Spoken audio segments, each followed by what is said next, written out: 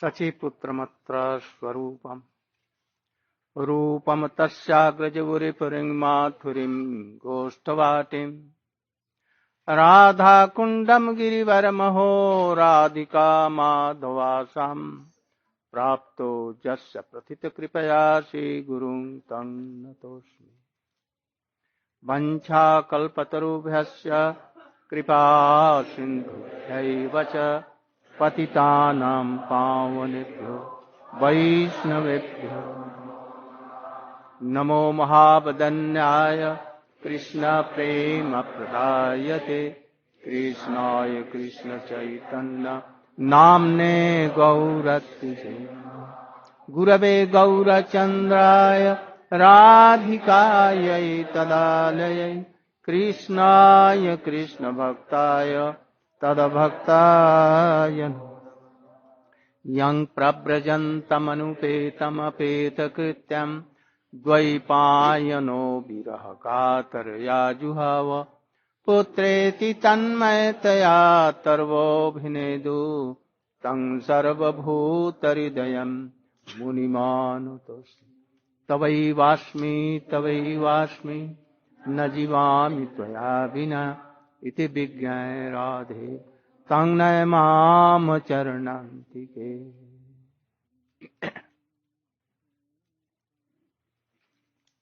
I humble obeisances in the lotus feet of my transcendental Guru, Om Vishnupad, Nitya Leela Pravishta, Om Vishnupad Srimad Bhakti Pragyan Keshav Goswami Maharaj. And also my humble obeisances in the lotus feet of my Shiksha Guru, Om Vishnupad Srimad Bhakti Vedant Swami Maharaj. I am very happy to come to Los Angeles, this place. Oh. This place was very dear to him, very dear to him. Sometimes he used to come and stay over a month or more than 1.5 months and making plans here and there to preach. There are so many places of remembrance of him. Today we went to Ocean Beach, where he used to walk and speak so many things and to joke with his devotees. I remembered so many things. Also, so many devotees like Bhudhat Prabhu, Shyamrani and all others. Remembered so many. Rishabdev Prabhu and others, they remembered so many his pastimes. I told that, once Chaitanya Mahaprabhu told that this ocean touching the lotus feet of Haridas Thakur, he has become Maha Tirtha. So I told that, this ocean has become more Maha Tirtha by touching the lotus feet of Swamiji. So times to times, also high class of devotees come and they make that place again Tirtha. So many persons, lusty person, or so many bad persons coming to these states and they make it unholy, impure.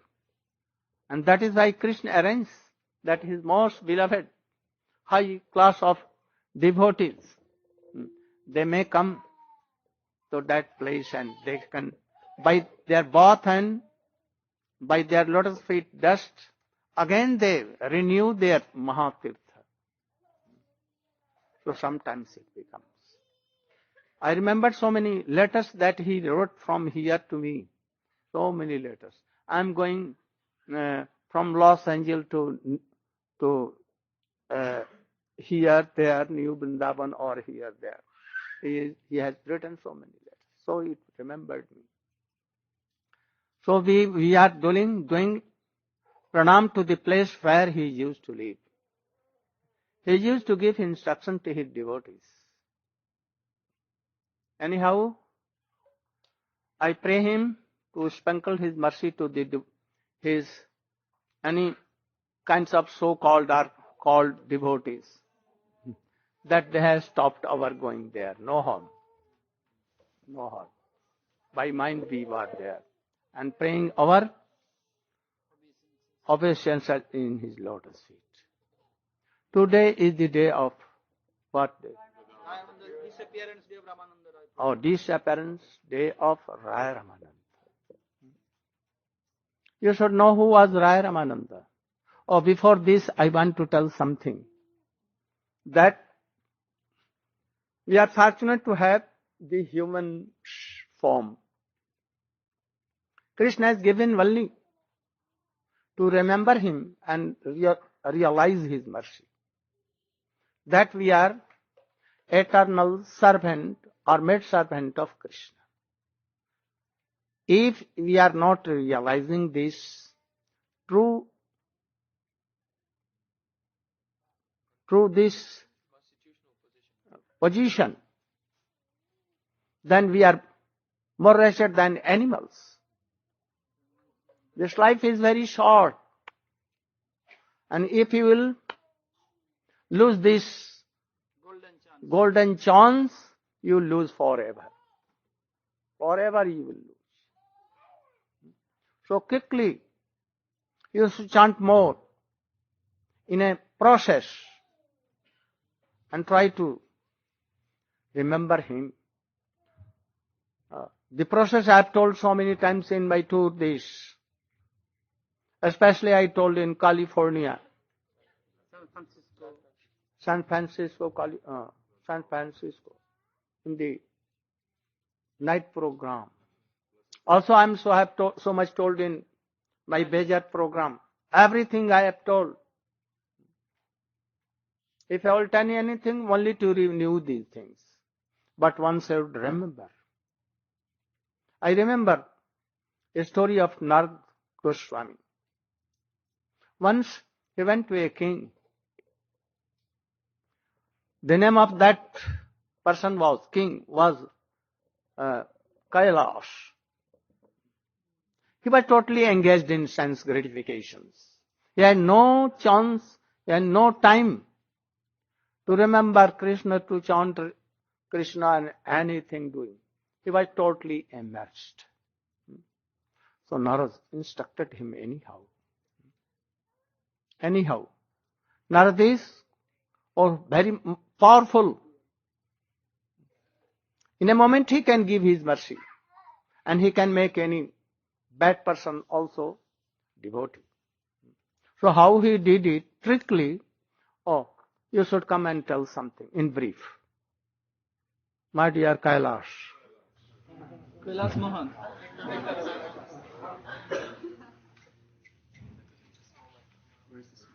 You can stand here and tell. Here, stand up. Someone here in short. In brief, not so much. This is a story about, or a history about Kailash. Kailash was, as Srila Gurudev explained. It is real, not imagination. Oh, and we are all like Kailash. We all like. Some devotees exceptions. Go on. When Kailash was living in his kingdom, he had the great fortune of taking a human birth and of also being approached by the Mahabhagavat Sri Narada Muni. So when Sri Narada Muni approached him for the first time, Kailash was somewhat young. He had established his kingdom and had been given his kingdom by his father, but yet not expanded his kingdom. So Sripad Narada Muni approached him and asked him, he said, "This human life is very, very rare, Kailash. I am asking you, at once, I want to initiate you into chanting Hare Krishna. And I want you to become my disciple. I want you to become very qualified. And in so doing, you'll be a real benefit to your whole kingdom. But as you stand now, simply a mundane king, how will you benefit yourself and how will you benefit others? It's quite impossible. So Kailash was thinking, and he thought to himself, if he takes initiation now, he'll have to dedicate so much of his time and his energy to chanting, to bhajan, and this would take away from his ability and his political position as a king. And yet he had not expanded his empire. He had enemies. He had not yet had many children. And what his answer was to Sripad Narad Muni was that, oh dear Narad, at this point in my life, I have not yet expanded my empire. I don't have any children. I need to see the beautiful faces of my children, and I need to see my kingdom expand from this hill to that hill, and in that way increase my prominence. And he did not accept Sripad Narad Muni's proposal. So, unable to convince him, Sri Narad Muni left. And many, many years later, Sri Narad Muni was in that same land. And he saw the same king. By that time, the king had aged somewhat. And he approached the king in his chambers and said, "Oh, dear king, have you reconsidered? Now that you have many, many children, and many of your children are old enough to become kings. They're not princes anymore, make them kings. And you have expanded your kingdom, and you have destroyed many, many enemies, and you have increased your power and prominence in this world. So now would be a great opportunity to utilize this human form of life and to chant Hare Krishna. And please take initiation from me." And Kailash thought, I can't yet take initiation from you. For leaving my kingdom would mean that I would not be able to see the faces of my grandchildren. That I would not be able to see the prince who will become a king, and see how he will live. If I leave my family, they're not so understanding of political affairs, of economy, of socioeconomics. Therefore, if I leave, my ministers everything will get spoiled in my kingdom. So I'm not so interested in taking initiation now. So Narad Muni smiled, and he left that kingdom. And sometime later, Sripad Narad Muni was going to that same kingdom, and he saw that things were going fairly well. The kingdom was flourishing, and he saw that he entered into the room of the king and saw that the king wasn't there anymore. He saw that instead that sitting on the throne was his eldest son, and he approached his family members and asked them, "So where is Kailash? Is Kailash then, what happened to him?" They said he passed away 3 years ago. So Sripad Narad Muni began to explore the streets of this village. And he came upon a pasture of the king, and he saw the grandchildren of the king riding on the back of a big bull, a beautiful bull. And he went up, as he approached the bull, he got closer and closer. And he looked in the bull's eyes, and he became very, very familiar with this person. Oh, Kailash. Louder, please. Is that you, Kailash?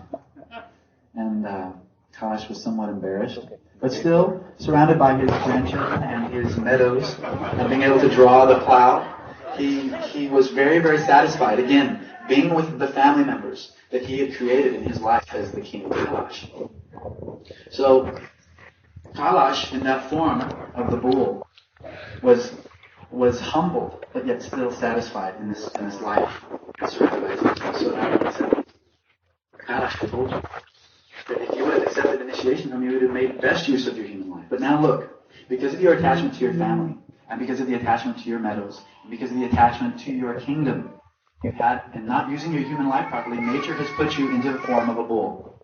Because what did you do during your life, Kailash? What did you really do? You acted like a bull. You simply drugged this plow behind you and acted innately according to these extroverted aspects of who we are.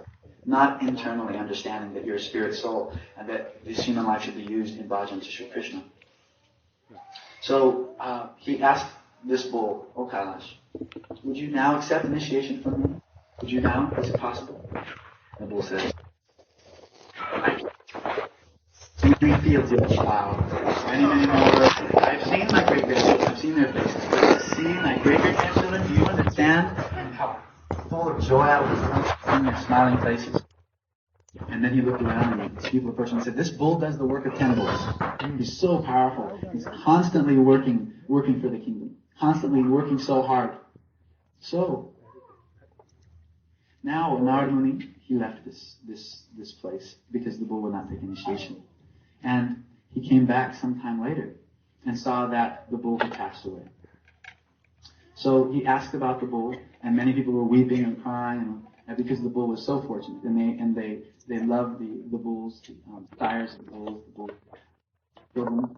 And sadly, what had happened was that as Narada Muni roamed the streets and the byways of this particular village, he came across a dog that was very, very pretty vicious, barking, angry.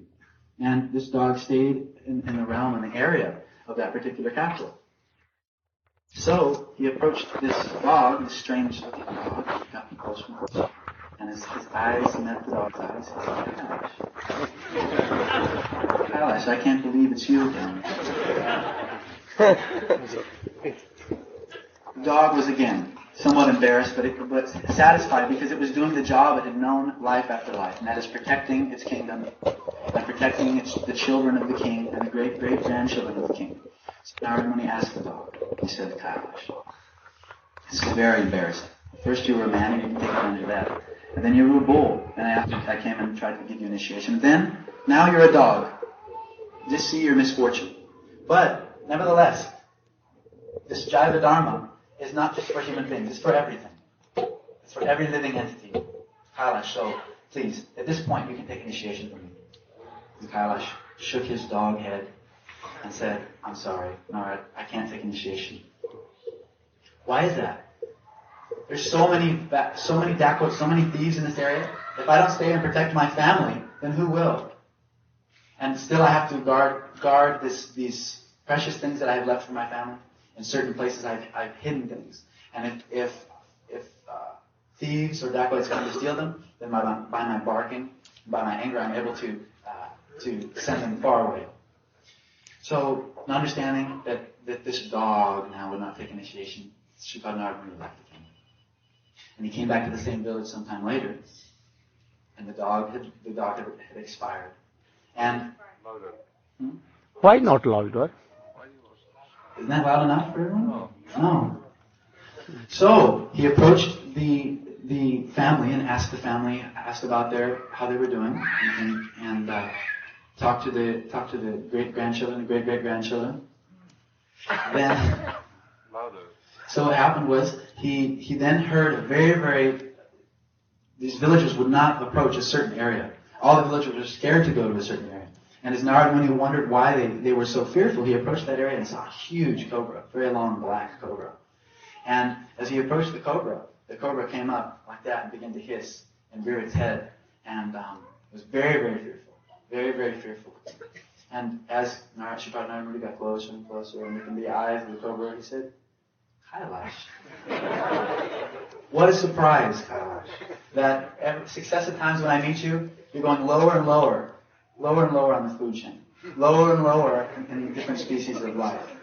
So, what we have to understand, Kailash, is that at this point in your life, although you're a snake, and although your nature is vicious, and although you spent your life guarding these so-called treasures of gold and silver, you don't understand the treasure that lies within your own heart. The treasure that was in your heart as a human, as a cow, as a dog, and now as a snake. This thing has not changed. If you take initiation from me now, you can understand this treasure in your heart. And the snake went, no, I can't. Because I'm guarding this wonderful treasure, this treasure of gold and coins, like you said, Sripad Narada Muni. But who, by understanding the nature of the soul, has made their kingdom a prosperous place? So now my grandchildren, they don't understand how to use this properly. So I'm waiting for that one special great-great-great-great-grandchild to come. And when he comes and I can see that, yes, he's intelligent, he'll utilize these coins and jewels properly, so then I'll take initiation. So Narada Muni thought for a moment. He approached the great-great-great-grandchildren of this king, Kailash, who was Kailash at one time. And he said to them, I have an idea. I want you to take this stick, and I want you to go to that snake. And at a certain time, when the snake is a bit listless, like when it's cold, when snakes don't move so quickly. And I want you to, don't kill the snake, I want you to break its back with the stick. its spine. Thank you. Break its spine. And after you break the spine of this particular vicious cobra, I want you to take it and throw it in the jungle. So they did just as Sripad Narada Muni said. They broke the snake's back, and spine, and they threw it into the jungle. And after throwing it in the jungle, Narada Muni heard this very, very sad hissing. At that point, he couldn't cry. I don't even think snakes have tears, but there was definite hissing in the forest that attracted Narada Muni. So Narada Muni approached this sound, this wailing sound, and he saw this poor snake. It was so beautifully lived, but now it had a corner, like where its spine had been broken. So he approached the snake and he said, "Just see, Kailash, that very family who you were protecting for so many births, they now, your own great-great-great-grandchild, has come with a stick and broken your back. What does that say for those who you've tried to protect? And for those who you've tried to save this so-called jewels, this so-called wealth that people take so seriously? At this point, O Kailash, I'm asking you one more time, just one more time, in the pain that you're experiencing, will you accept initiation from me?" And then Kailash nodded his snake head and said, "Yes. At this point, I will accept initiation." So Sripad Narada Muni initiated Kailash, who had gone through all those births, and then he initiated him to chanting and initiated him into bhajan. And then the snake, by associating with Sripad Narada Muni, was able to, after some... He left his body and became a pure devotee in his next life. And thus he began to chant and gradually develop Krishna consciousness. So we should not be like Kailash. Don't waste your times. Truly you should follow the process given by Srila Rupa Goswami and Raghunath Das Goswami, what you saw in Bejar drama play of Raghunath Das Goswami. I think that most of you were there, hearing. So try to realize this fact. The teachings of your Gurudev, teachings of Srila Rupa Goswami, Raghunath Das. Don't waste your time in making money or to serve all others like Kailash. Otherwise they will give a danda on your back. For whom you are doing so much? They may be your enemy. So try to chant and remember more. Don't believe on money. Money is 3 times. Where there is no money, lamentation and so much suffering. If money is there, how to protect it?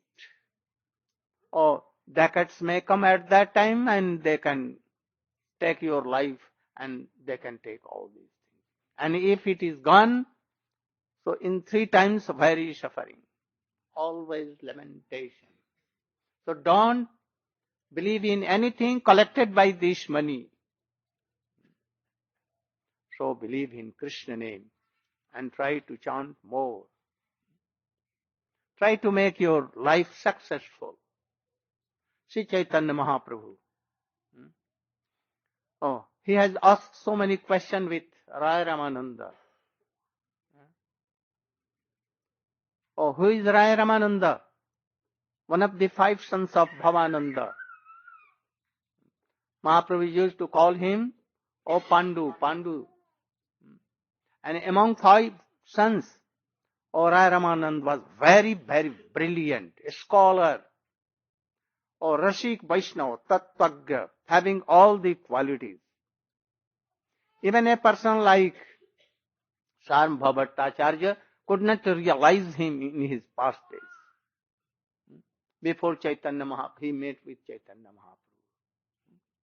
He used to joke Raya Ramananda, what are you doing?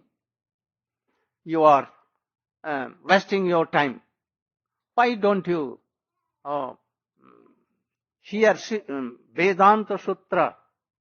All are Brahma. Sarvam khalu idam Brahma.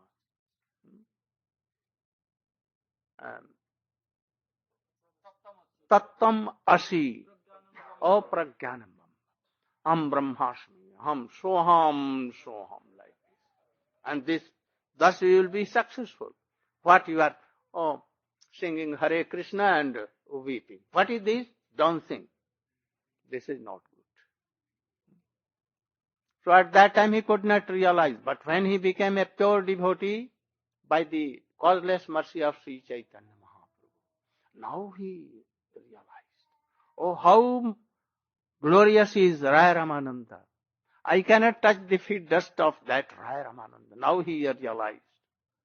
So when Chaitanya Mahaprabhu was going to South India to search his brother Vishwarup, oh, he very humbly told, oh, if you are going to South India, please meet with, oh, Raya Ramananda. He's high class of Rashik devotee. Now by your mercy I am realizing him. So you must go there in your way and meet him. And that is why Chaitanya Mahaprabhu in his South India tour, when he went to Godavari, on the bank of Godavari, he took his bath. At that time, Bala Sannyasi, you know Bala Sannyasi? Very young, very beautiful, more than Cupid of Cupid. And taking this saffron cloth on his golden body, complex. Oh, so much beautiful, very attractive. He took bath in Godavari and he was chanting Hare Krishna. And in the meantime, in the morning time, Raya Ramananda, with thousands and thousands of Brahmins, chanting Ved mantra, coming to take bath. He was in palanquin. And all Brahmins were reciting mantra, Ved mantra.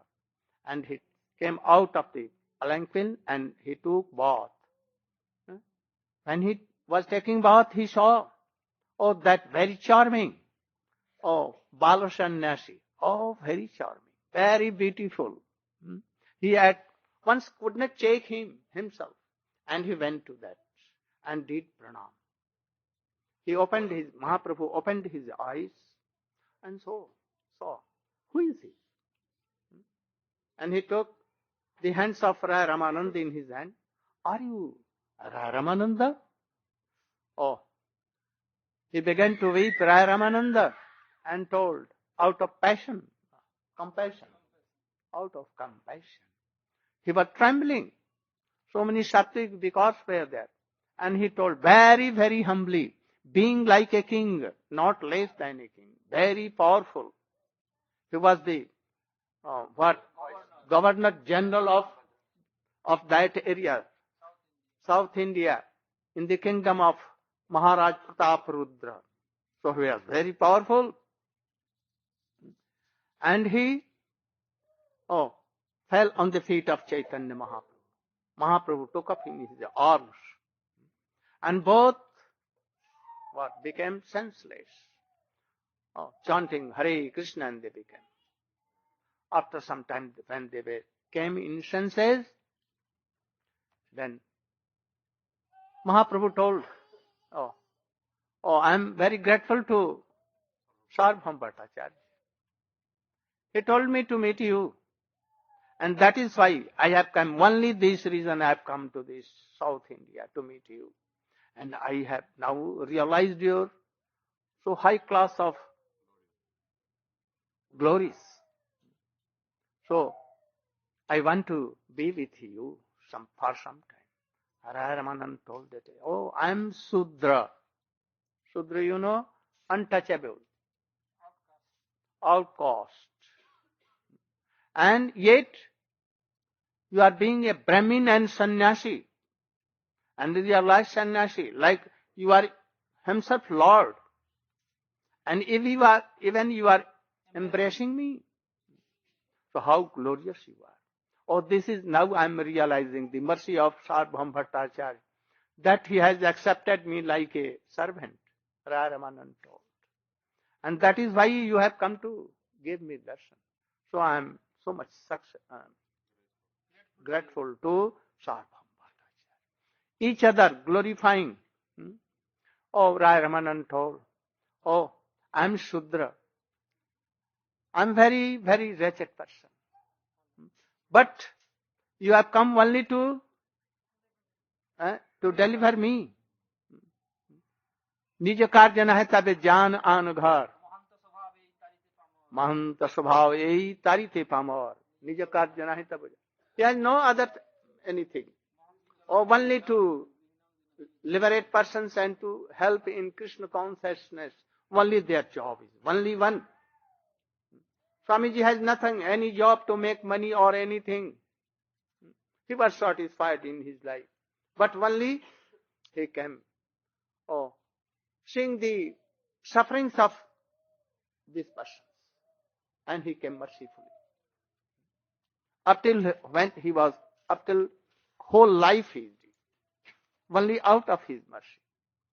You should know also me in his line that I have not come to make any money, to make any disciple.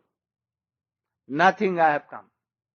Only to help, only to follow the orders of my Shiksha Guru and my Diksha Guru. I have come. So, Mahaprabhu, Raya Ramananda is telling, Mahad Vichalnang Nridam Dehinam Dina Chetasam No Annatha Kalpate. Same thing. Tirthani, Tirthbhutani. Oh, only for this thing. To make Tirtha again like more powerful Tirtha. So, be merciful and you should be for some time to liberate me. And thus glorifying each other. They were talking each other. And in the meantime, a Brahmin came and it was midday. Brahman requested, Oh Prabhu, now it is time of taking prasadam.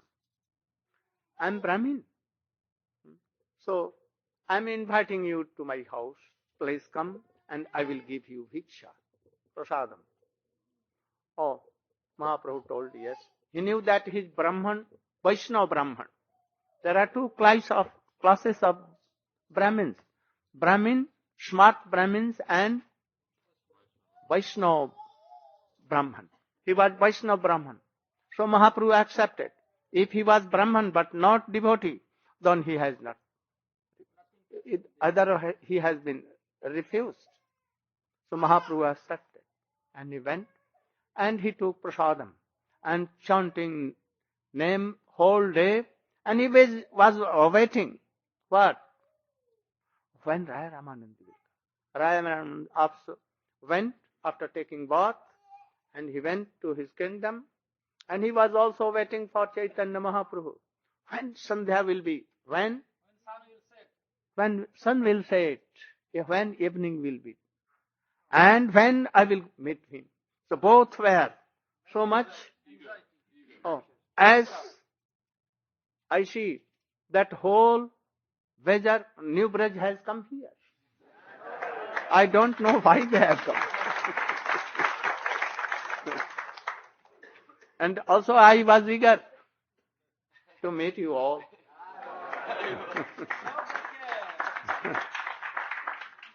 Thank you. So I'm very happy to see that. I thought that in Bejar, the gathering was more than anywhere. But here I'm very happy to see that whole Bejar and more have come here. Gautama. It seems really it is the symptom that you want to be true devotee. This is the symptom. If you have taste in high class of association, Hari Katha, then everything is okay. Dharma swanishthitang punsang vishwaksen katha suja notpadeyatim jadiratim. If you are chanting, remembering, doing so many activities whole day and night, or archan, offering everything. But if you have no taste in hearing Hari Katha, after some days you will be weak and you will be bound to give up bhakti line. And that is I am seeing everywhere. But if there is a taste has come in hearing Hari Katha, he will survive, surely. And then high class of name, pure name, will come. And always, by mind even, you will be in Vrindavan hearing Hari Katha. So I want to give this taste in Harinam, that you should have. Even no harm, even if some part of pure Shraddha in Hari Katha comes, you will be successful.